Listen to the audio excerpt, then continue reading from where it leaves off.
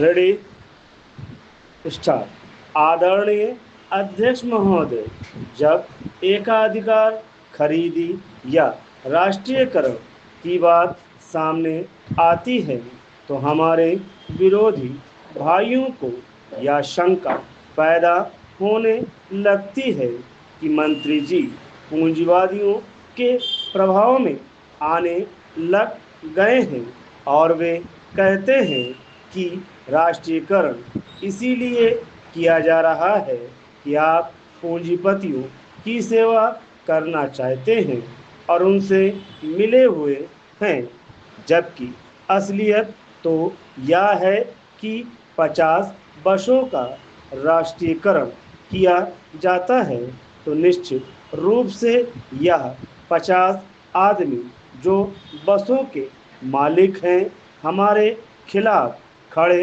हो जाते हैं और वे विरोधियों की शरण ले लेते हैं तो फिर उनसे मिलने का प्रश्न उपस्थित नहीं होता कि हम उनसे मिले हुए हैं।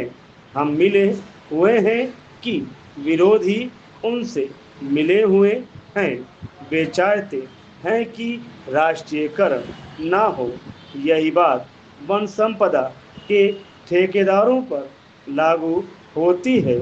वनों के कतिपय ठेकेदार हमारी वन संपदा का अनुचित दोहन न कर सके, उन्हें होने वाला लाभ सभी लोगों का लाभ बने। इसी उद्देश्य को लेकर हमने वनों का राष्ट्रीयकरण किया है।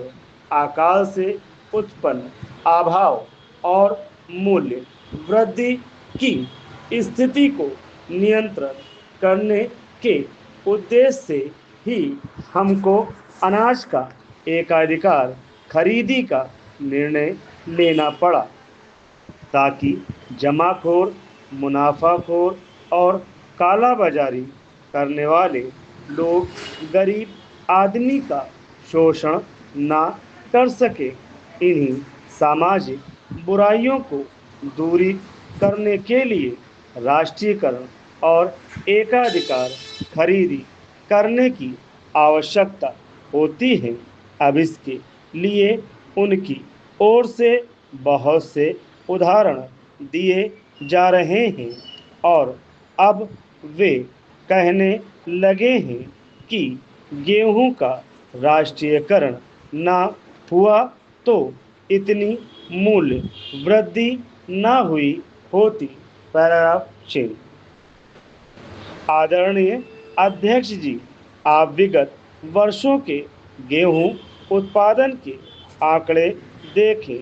अगर उनका गहन अध्ययन किया जाए तब हमें स्वीकार करना पड़ेगा कि यदि गेहूं, दाल, चावल का राष्ट्रीयकरण न किया गया होता तो यहाँ भी 4 रुपये किलो गेहूं का मूल्य होता। आप मूल्य वृद्धि की बड़े जोर शोर से चर्चा कर रहे हैं कि मूल्य वृद्धि अत्यधिक हो रही है, महंगाई बढ़ रही है। मैं भी इसको स्वीकार करता हूँ कि आज मूल्य वृद्धि इतनी ज़्यादा हो रही है जिसे जनता सहन नहीं कर पा रही है, लेकिन मूल्यों में जो बढ़ोतरी हो रही है उस संबंध में उनका मानना यह है कि यह केवल मध्य प्रदेश में ही हो रही है। ऐसा नहीं है। आप वैट टैक्स और वाणिज्य कर घटाकर महंगाई कम कर सकते हैं। सच पूछा जाए तो यह मूल्य वृद्धि पूरे भारतवर्ष में हो रही है, इससे इनकार नहीं किया जा सकता। यहाँ तक हमारे प्रदेश के मूल्य वृद्धि का सवाल है, वह दिसंबर 1972 से लेकर अभी तक 23% हुई है, जबकि पूरे भारत में मूल्य वृद्धि का प्रतिशत 28 है। और महाराष्ट्र में मूल्य वृद्धि का प्रतिशत 33 है।